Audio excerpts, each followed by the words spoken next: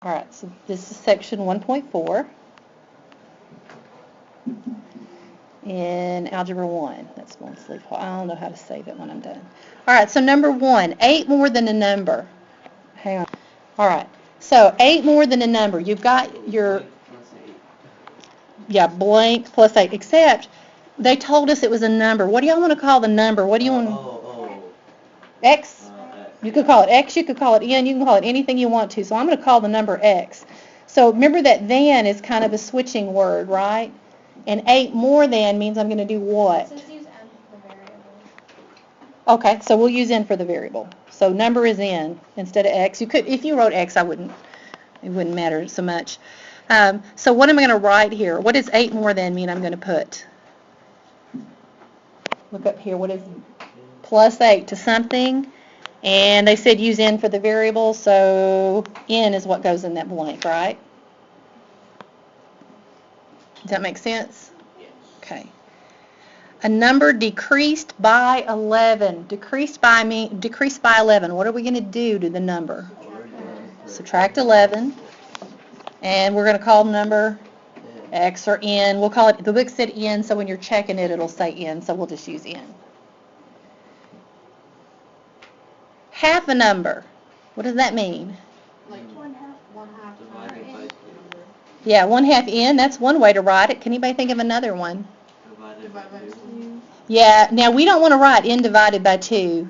Yeah. Either one of these would be fine, but we don't want to write this because in algebra we would represent it one of these other two ways because you're going to start taking things and doing lots more stuff to them. So you really don't want to use that. You don't want to write division out horizontally. Just remember that a fraction bar is how a mathematician shows division wants to get up to this level, okay? When you were in younger grades, that was fine, and now we're going to just use a fraction bar for division. What about the quotient? What does the quotient mean we're going to do?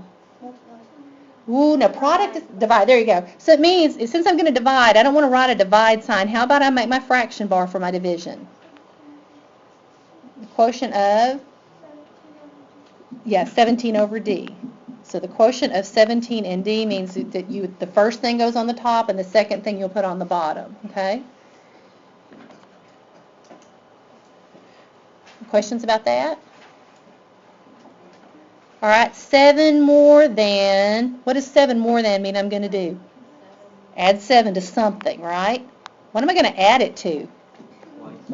Twice y. So that would be, twice means multiply by 2, right?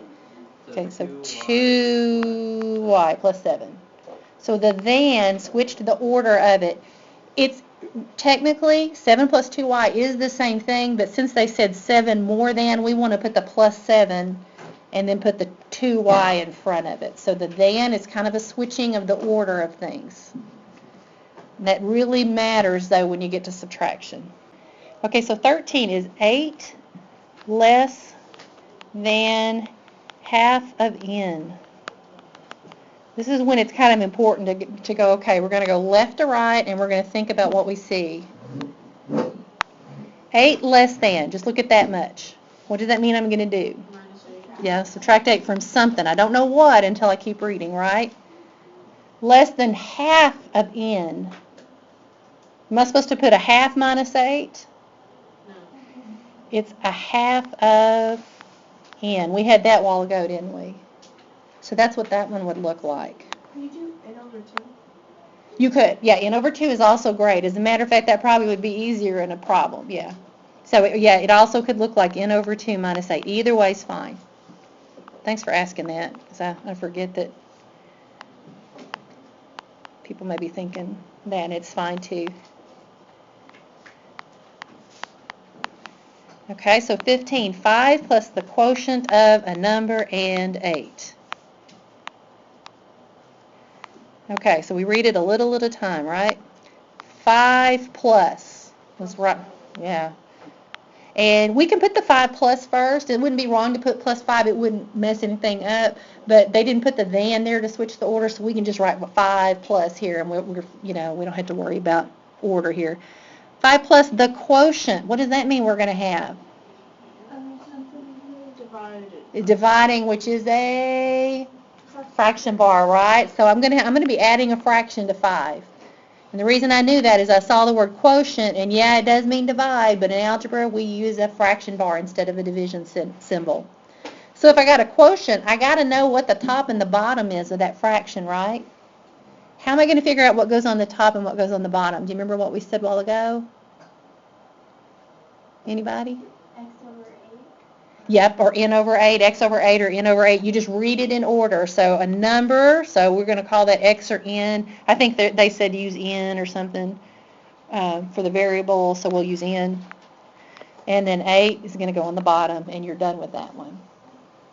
Okay, so if Lynn is 3 centimeters taller than Fred, or no, she is taller than Fred, and they're going to call Fred F. So let's just I'm going to put an F over Fred just so that we know that's what's taken the place of Fred is F. Lynn's height is what?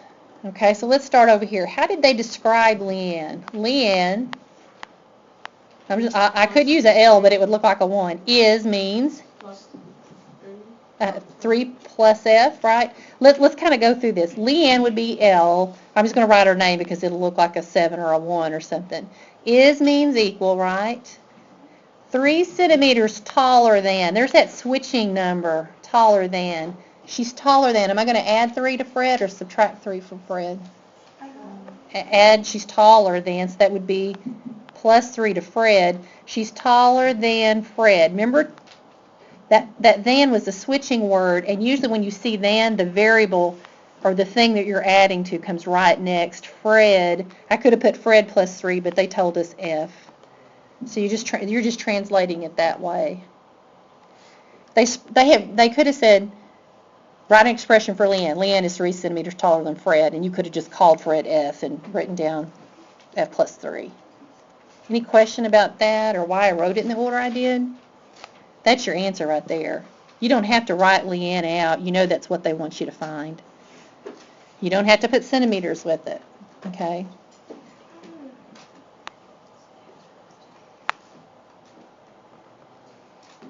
Let's look at... So for these, we don't have to solve this part, or we do? No, they just want the variable expression. They don't even want you to figure the answer out. I don't know that they don't give you enough either. Look at 31. It's another one that a lot of people might have trouble with just coming back from the summer. The sum of two numbers is 17.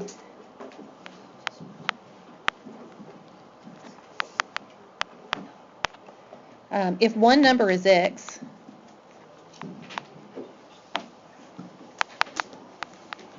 then the other number is, you don't have enough information to find it exactly, do you? Okay, so sum means we're going to add two things, right? The sum of two numbers is, what does is mean I'm going to do once I add those two numbers? Is means equal, good. And it's equal to the number 17, because that comes next. One of them is x. How are you going to figure out the other number? We don't know what it is. How would I express this? Let me make a red circle. I could call it y or something if it made it easier. Whatever that is, do y'all want to call it y for just a minute, just to have something there as a label, because it's kind of confusing with just a blank there. How about we call it y? How am I going to get y by itself so I know, because they want to know what is y equal to. They don't want me to leave it like this. They want to know what is y. How can I write it? Can I move that x to the other side? Yeah, I could subtract it, right? If I have a plus x, what's the opposite of a positive x? Subtract x or add a negative x. Adding a negative x and subtracting an x is the same thing. So this missing number, how could I express it? It would be, there's your answer right there, 17 minus x. Does that make sense?